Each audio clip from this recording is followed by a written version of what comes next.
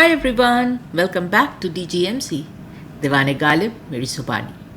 To all our returning viewers, we are happy you could join us again. And to the new viewers, we are delighted you discovered the podcast and decided to tune in for the first time. Now, today's episode is part of the DGMZ Miniseries we are currently running, dedicated to the immortal love story of Layla-e-Majnun. As part of this miniseries, we are narrating the story through a book. In addition, we are also exploring the story via paintings, Urdu poetry, etc. Today, we are going to start the narration from chapter 50. Chapter 40, sorry.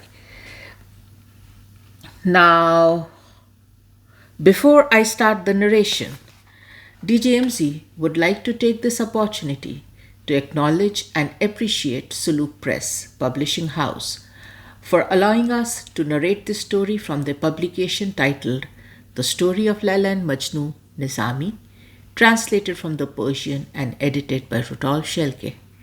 English version in collaboration with E. Matten and Chi Hill. Final chapter translated from the Persian by Pirzia Inayat Khan and Omid Safi. The description section of this episode will have a link to this book for viewers who want to own a copy. Also, we will post links to the DGMZ Ghazal episodes where Ghalib mentions Layla Majnun. So, let's start the narration for today.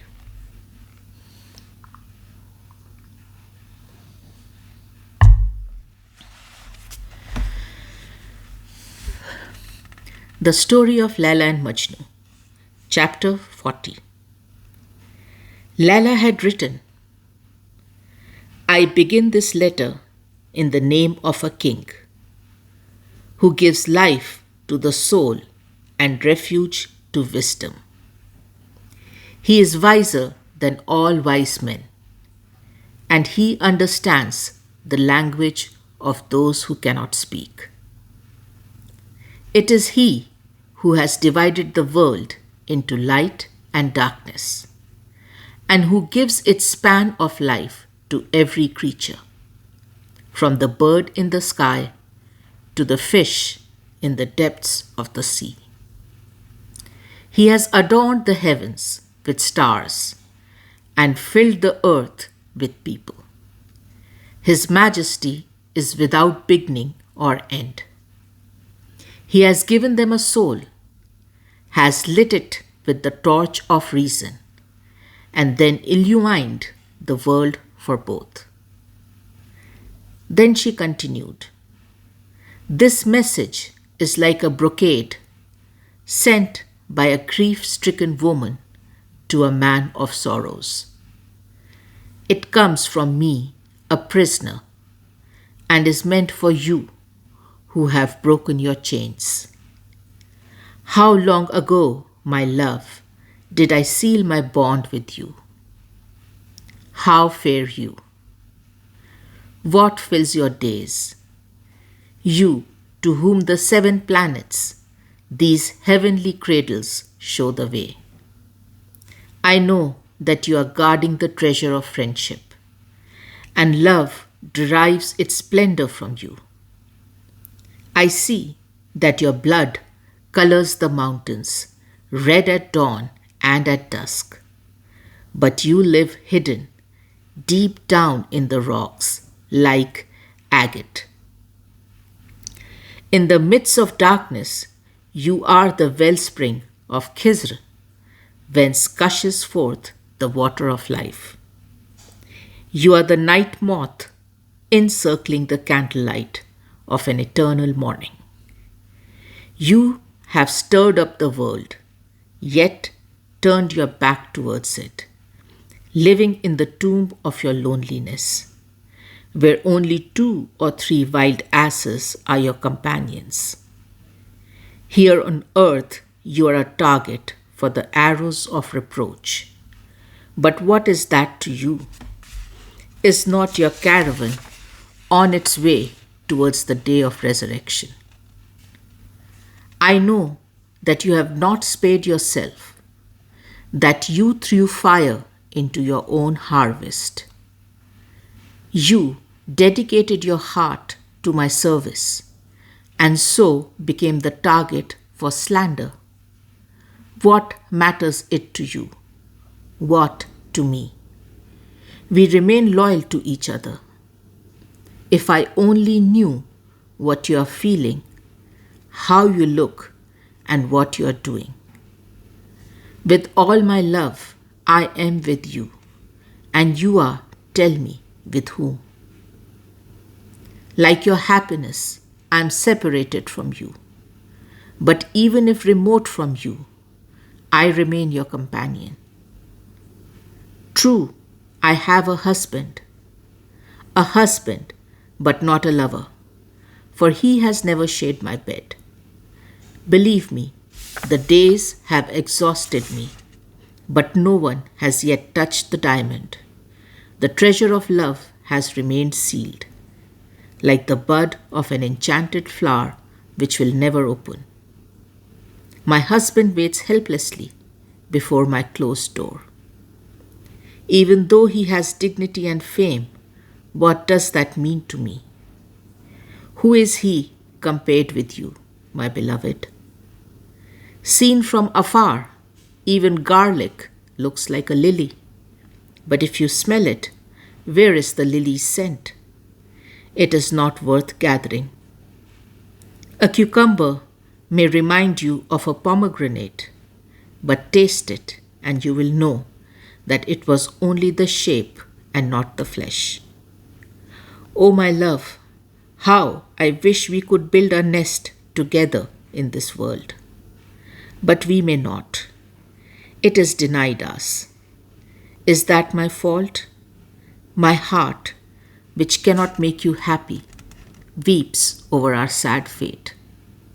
Beloved, send me a hair of your head, and it will mean the world to me. Send me one of the thorns lying in your path, and it will blossom into a rose garden before my eyes. Where your foot touches it, my kiss, my messenger from God, the desert breaks into blossom. Be my water of eternal life. I am the moon which looks at you from afar, to receive your light, my sun. Pardon my feet for being so weak that they can never reach you. I heard of your father's death and rent my robe from top to bottom. In sorrow, I beat my face with my hands as if my own father had died. As a sign of mourning, I dressed in dark blue like a violet, and my eyes, full of tears, are like the calyx of a blossom blinded by golden dust.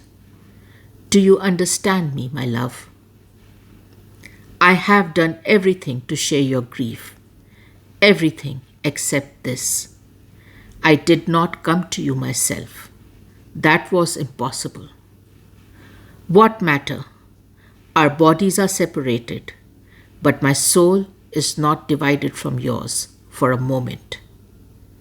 I know what suffering is yours and how much your heart tortures itself.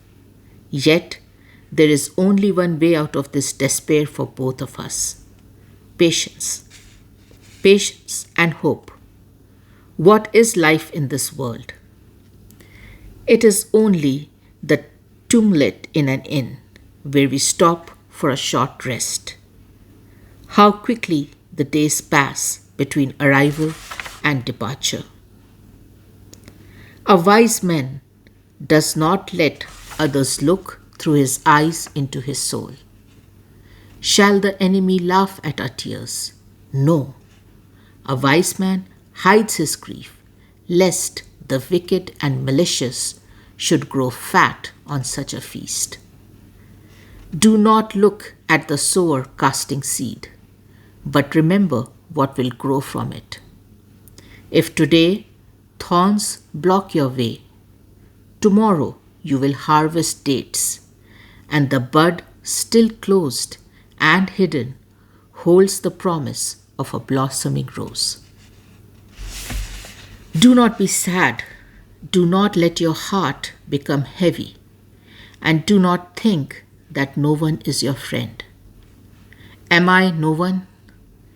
Does it not help you that I am there and I am yours, yours alone? Believe me, it is wrong to complain of loneliness. Remember God. He is the companion of those who have no other friend. Even in your grief about your father, you should not burst into flame or flash like lightning in the sky. Do not drown in your tears like a rain cloud. The father has gone. May the son remain. The rock splits and crumbles, but the jewel which it enclosed endures. Reading her letter and devouring every word with his eyes, like a man starving, so great was his joy that he was quite beyond himself. Like a bud bursting its sheath, for a long time he was unable to say anything but, "O God, my God," and again, "O God."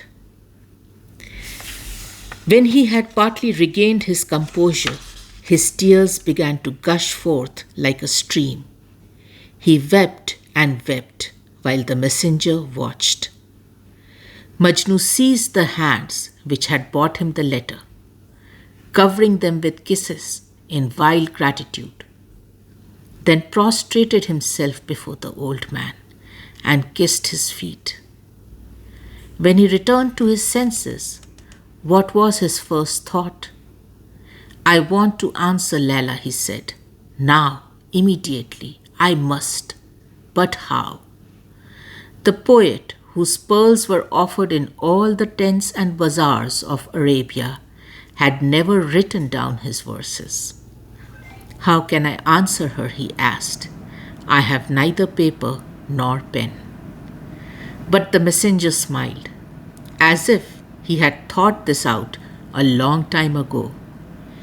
He took a little case from his traveling bag, opened it, and behold, there in beautiful order were all the things needed by a writer. "Here," he said, "help yourself."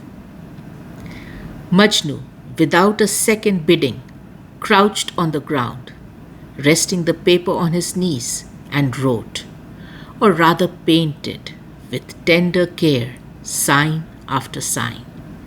He did not need to think out what to say. How long had they grown in his heart, his love and his pain?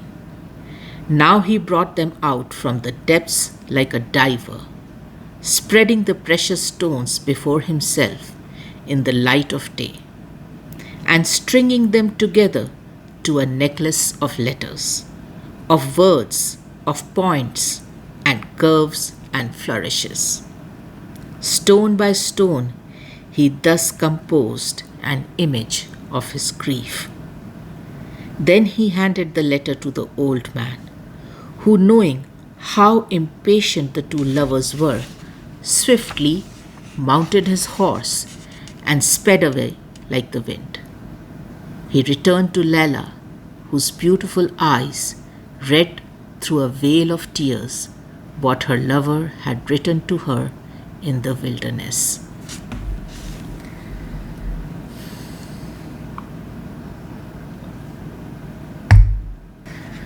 The story of Layla and Majnun, Chapter 41.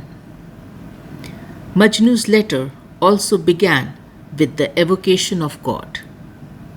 "You know everything which lies open to the light of day, but you also know what is hidden, for you have created both the rock and the precious stone within it.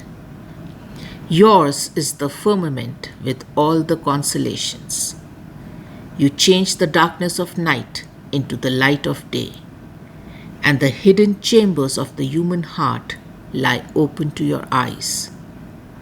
You cause the sap to rise in the joyous days of spring, and lend a willing ear to the prayers of the unhappy man longing for consolation. Then Majnu addressed Layla. Having lost everything which binds me to this earth, I am writing this letter to you, who hold my fate in your hands, and would be welcome to sell my blood as cheaply as you wish. You say that I am the keeper of the treasure. I am so close to it, yet so far. My key has not yet been made. The iron from which it is to be forged still sleeps in the rock. I am the trampled dust at your feet. You are the water of life. For whom? Prostrate I lie beneath the soles of your feet, and your arm embraces whom? I would even suffer harm from you while you are soothing whose grief? I am your slave, carrying on my shoulders your saddle cloth, and you, whose ring adorns your ear? You, my Kaaba, with the beautiful face, you, my altar, you have become a threshold for whom? You are my salve for 100,000 wounds, yet you are also my sickness and the wine in my beaker, which does not belong to me. You are my crown, which does not adorn my brow. Yes, you are my treasure, enjoyed by a stranger, while I am but the beggar, bitten by the serpent which guards you. You, my garden of paradise, nowhere can I find a key to open the gate. My heavenly bouquet, how inaccessible you remain. From your forest comes the tree of my being. This tree is yours, and if you cut it down, a part of yourself will die. I am the earth which you tread. If you caress me, I am the spring which bids flowers grow for you. But if you beat me, I am but the whirling dust which envelops you. Did I not lay my head willingly at your feet? Am I not famous as your slave? Be it so. I carry a burden befitting a slave. Be my mistress and act your part. Where is my shield? I have thrown it away and surrendered to you. I have become your prisoner without a fight, but if you now refuse me, I shall be put to the sword. Show mercy to me and to yourself. Do not stone your own tool. Do not fight your own army. Do not sting your own body. Be gentle and mild, giving solace to my heart. Thus slaves are set free. Does a knight desert his page? How could the page obey a master whom he never sees? Let me remain your slave. Do not barter me. Yet, have you not done so already? Did you not engrave my name in a sheet of ice which melts in the sun? Did you not lead me into the fire to be burned? Is not that what you did to me? Ah, yes, you have changed my day into black night and have beaten me, even though lamenting over it. That is not fair. To rob my heart, to abduct my soul, and to think of me when? You only sell me words which hurt, while I am burned to ashes by my love. And you, my dearest, who bought me, can I read in your face the signs of love? Show me where they are. Is that perhaps why you broke our tie, sealing a new bond with another? Is that so? You seduced me by words and gave him what love desires. Are your sighs sincere? And if not, then your rule is tyranny. Do not be heartless. You share my grief. My eyes search only for you, and looking for the signs which herald my fate, I think only of you.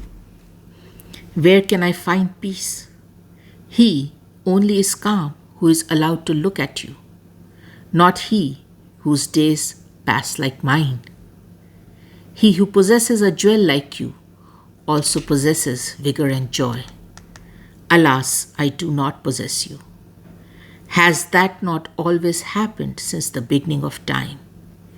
We dig for treasure and the ground refuses to surrender it. Or look at a garden. While the nightingale sings its praises, the raven devours its figs.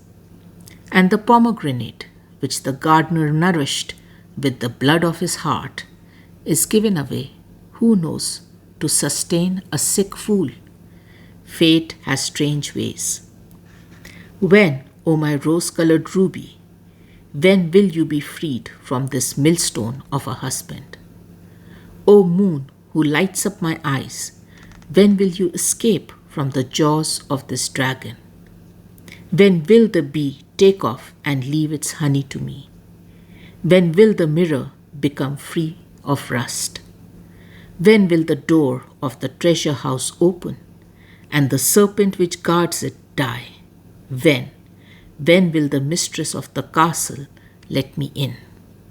Yet I do not bear hatred towards your husband, though I have to live far from you in darkness, and he is the moth fluttering around the lamp.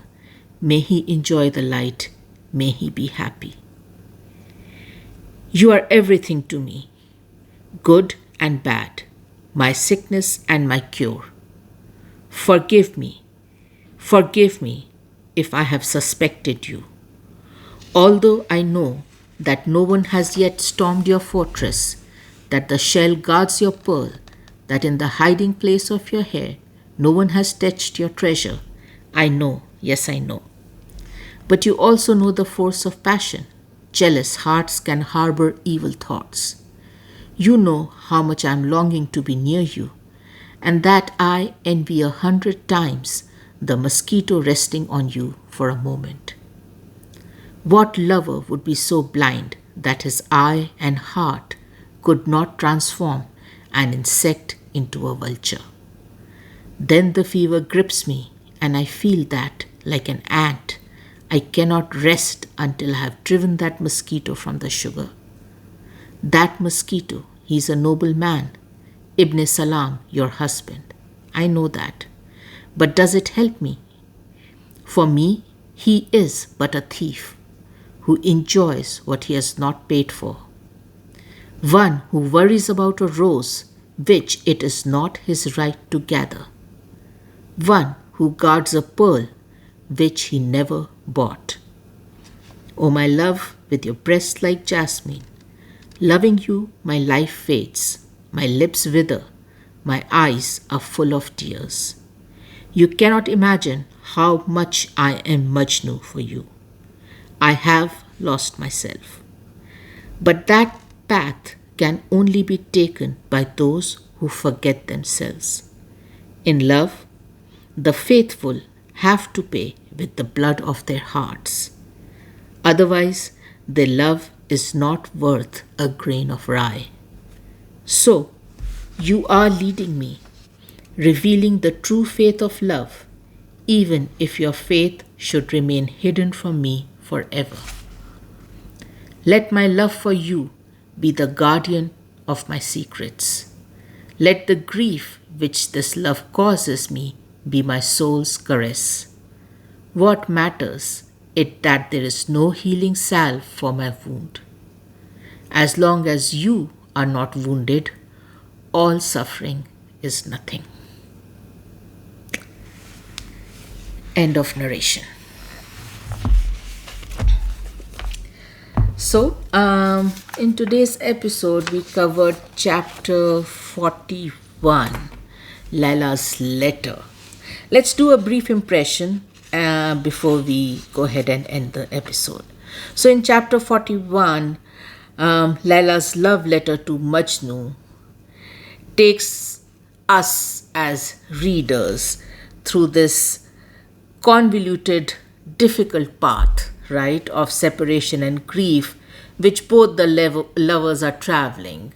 without each other. And while they are traveling on this difficult path, every step of the way, they are longing for each other. They are grieving because of the separation between them. And Layla's letter, written both eloquently and beautifully, just talks to Majnu, pouring on him her care, concern, and love.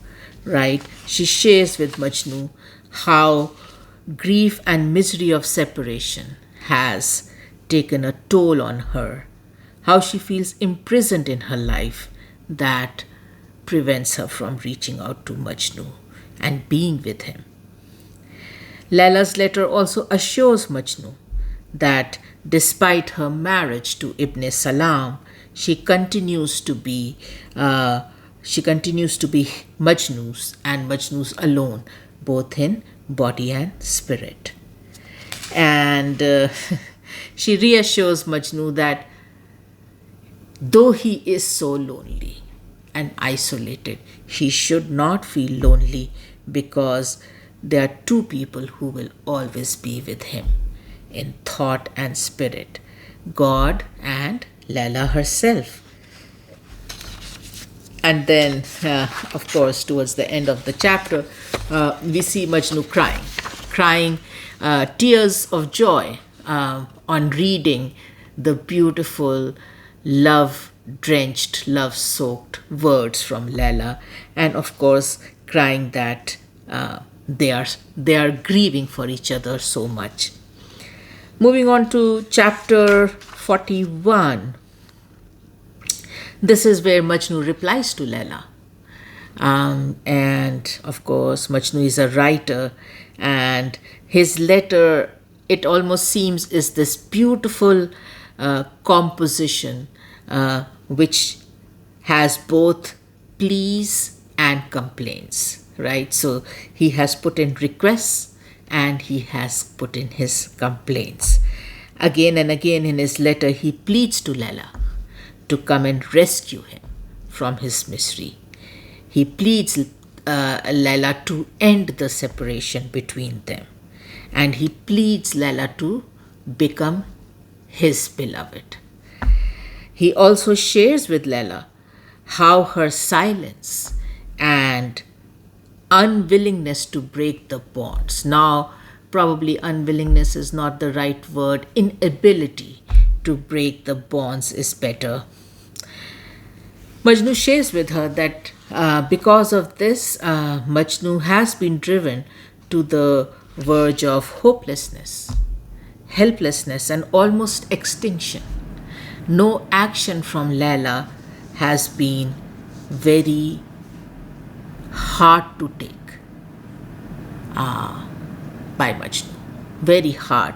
It has been tough for Majnu to accept that, to live with that. And in his letter, in various parts, he says to Layla, "Be my mistress and act your part. Show mercy to me and yourself. Do not stone your own tool. Do not fight your own army. Do not sting your own body. Do not barter me." So he's telling Layla, when you're hurting yourself, you're hurting me. When you're hurting me, you're hurting yourself. We are one body, one soul. Stop hurting us, right? Don't think that when you hurt yourself and when you are grieving and you are sad, I am okay. And of course, I know that when I am grieving, I am sad, I am hurting, you are not okay. So stop that. Just stop hurting us. And in the few chapters that remain in this book, post this chapter where Majnu writes to Layla, we will see some events that will take place driven by or initiated by Layla. And it almost seems that this letter from Majnu probably is the trigger for those. After reading his letter, his pleas and his complaints, it does seem that Layla decides that she will she will make some moves despite all the restrictions and all her limitations. She will make some moves in an effort to get in touch with Majnun. So I look forward to getting into those chapters with you in the next episode. For now, we will go ahead and end today's episode here. If you liked the episode, do share your thoughts and comments with us. If you know someone who would enjoy this content, do share it via your social media. As always, for the new viewers, a strong recommendation to go through the episode titled Introduction to DGMZ, because that will give you a good insight into the motivation and inspiration behind this podcast. The home channel, the home page of the channel has various playlists. Surf through them and access episodes that interest you. I'm sending a lot of love and light to all you dear viewers, and thanks for watching.